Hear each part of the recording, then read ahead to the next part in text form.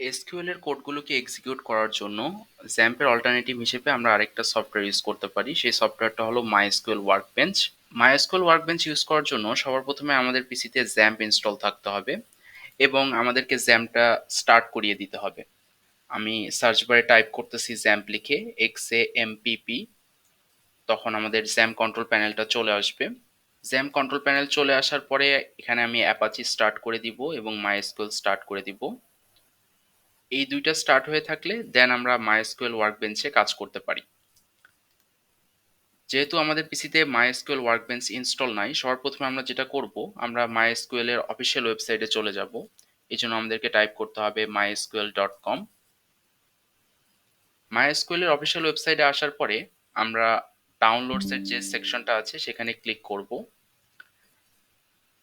তারপরে এখানে আমাদেরকে খুঁজতে হবে কমিউনিটি ডাউনলোডের অপশনটা, একদম শেষের দিকে আছে মাইএসকিউএল কমিউনিটি ডাউনলোডস, এখানে আমরা ক্লিক করব।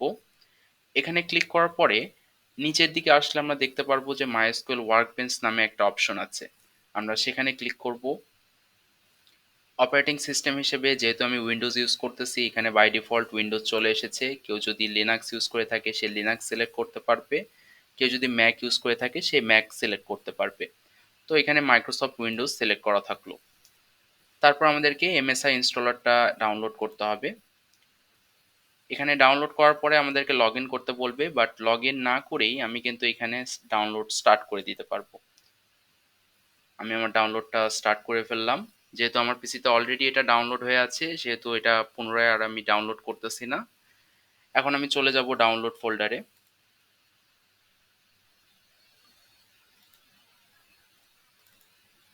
ডাউনলোড ফোল্ডারে যাওয়ার পরে এইখানে আমাদের ইনস্টলারটা প্রেজেন্ট রয়েছে, মাইএসকিউএল ওয়ার্কবেঞ্চ কমিউনিটি। এটাতে আমি ডাবল ক্লিক করব, দেন নেক্সটে ক্লিক করব। ডিফল্ট ডিরেক্টরি হিসেবে এটা সি ড্রাইভে ইনস্টল হবে। তারপরে নেক্সটে যাব। তারপরে আমরা ইনস্টলে ক্লিক করব, এটা ইনস্টল হতে থাকবে। ইনস্টল হতে খুব বেশি একটা সময় লাগবে না। ইনস্টল হওয়ার পরে এখানে লঞ্চ মাইএসকিউএল ওয়ার্কবেঞ্চ নাও এই অপশনটা আসবে, সেটা আমরা আনচেক করে দিব। তারপরে এখানে ফিনিশে ক্লিক করব। এখন যদি আমরা এই সফটওয়্যারটাকে ওপেন করতে চাই, তাহলে সার্চ বক্সে গিয়ে আমাকে টাইপ করতে হবে মাইএসকিউএল ওয়ার্কবেঞ্চ লিখে। মাইএসকিউএল লিখতে এটা চলে এসেছে, মাইএসকিউএল ওয়ার্কবেঞ্চ 8.0 সিই। আমরা এটাতে ডাবল ক্লিক করব, তাহলে আমাদের মাইএসকিউএল ওয়ার্কবেঞ্চ সফটওয়্যারটা ওপেন হবে। আমাদের সামনে মাইএসকিউএল ওয়ার্কবেঞ্চ সফটওয়্যারটা ওপেন হয়ে গেছে। যদি আগে থেকে কোনো কানেকশন সেখানে প্রেজেন্ট থাকে, আমাদের কাজ হবে সেই কানেকশনটাকে ডিলিট করে ফেলা। আমরা এখানে রাইট ক্লিক করব, রাইট ক্লিক করার পরে এখানে ডিলিট অল কানেকশন সিলেক্ট করব। সবগুলো কানেকশন এখানে ডিলিট হয়ে গেছে। আমরা যেহেতু মাইএসকিউএল ওয়ার্কবেঞ্চে কাজ করতেছি, অবশ্যই আমাদেরকে খেয়াল রাখতে হবে জ্যাম্প কন্ট্রোল প্যানেলে আমাদের অ্যাপাচি এবং মাইএসকিউএল মডিউলটা যেন অ্যাক্টিভ থাকে। আমরা সবগুলো কানেকশন ডিলিট করার পরে এখানে নতুন করে কানেকশন ক্রিয়েট করব। এই জন্য আমরা প্লাস আইকনে ক্লিক করতে পারি। প্লাস আইকনে ক্লিক করার পরে এখানে কানেকশনের একটা নেম আসবে, আমি নেম হিসেবে দিচ্ছি ডিবিএমএস ল্যাব।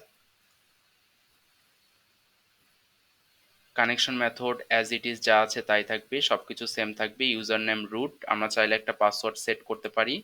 জ্যাম্প ইনস্টলের সময় যেহেতু ডিফল্ট কোনো পাসওয়ার্ড ছিল না, সেহেতু আমরা এটাকে ব্ল্যাঙ্কও রাখতে পারি। তো আমি এখানে ওকে করব, এটাকে ব্ল্যাঙ্ক রাখবো। ডিফল্ট স্কিমাতে কিছু দেওয়ার দরকার নেই। দেন আমরা ওকেতে ক্লিক করব। আমাদের একটা কানেকশন তৈরি হয়ে গেছে। এই কানেকশনটাকে আমরা ওপেন করব। এরকম একটা ওয়ার্নিং আসতে পারে, এটা ভার্সন ইনকম্প্যাটিবল হওয়ার জন্য এরকম ওয়ার্নিং আসবে। তো এইসব ওয়ার্নিং অ্যাভয়েড করে আমরা কাজ করতে পারি। এটা অ্যাকচুয়ালি এসে থাকে আমাদের জ্যাম সফটওয়্যারের যে মাইএসকিউএলটা আছে সেটার ভার্সনের সাথে, যখন আমাদের ওয়ার্কবেঞ্চের মাইএসকিউএলের ভার্সনটা ম্যাচ করে না ঠিক তখন।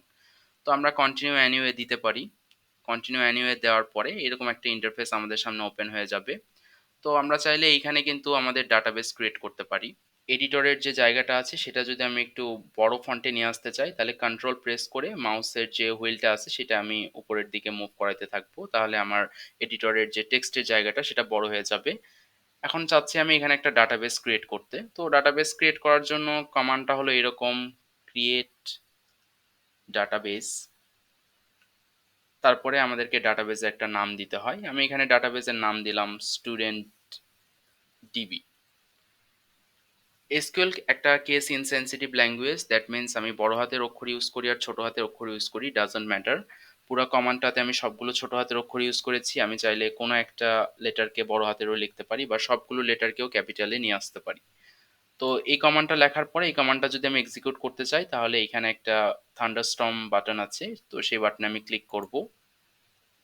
ক্লিক করলে আমি এখানে দেখতে পাচ্ছি নিচে একটা কনফার্মেশন আমাকে দিয়ে দিয়েছে যে one rose affected. That means আমাদের ডাটাবেসটা ক্রিয়েট হয়েছে এবং ডাটাবেসগুলো কিন্তু এখানে বাম পাশে শো করবে। এখানে কিন্তু এখনো ডাটাবেস শো করতেছে না। তো শো করানোর জন্য আমাদেরকে এখানে রিফ্রেশ বাটনে ক্লিক করতে হবে। তখন আমরা দেখতে পারবো যে স্টুডেন্ট ডিবি নামে ডাটাবেসটা আমাদের সামনে কিন্তু চলে এসেছে। তো আমরা এটাকে যদি এক্সপ্যান্ড করি তাহলে আমরা এটার আন্ডারে যতগুলো টেবিল আছে, ভিউজ আছে সবকিছু কিন্তু দেখতে পারবো। তো আমরা আমাদের এই টিউটোরিয়ালে MySQL ওয়ার্কবেঞ্চ সফটওয়্যারটাকে ইউজ করব, কারণ এটা ইন্টারফেসটা একটু অ্যাট্রাকটিভ এবং এখানে যাই করি না কেন আমরা সাথে সাথে আউটপুটটাও কিন্তু পেয়ে যাব। তো নেক্সট ভিডিও থেকে আমরা এসকিউএল কোয়েরিতে মুভ করব।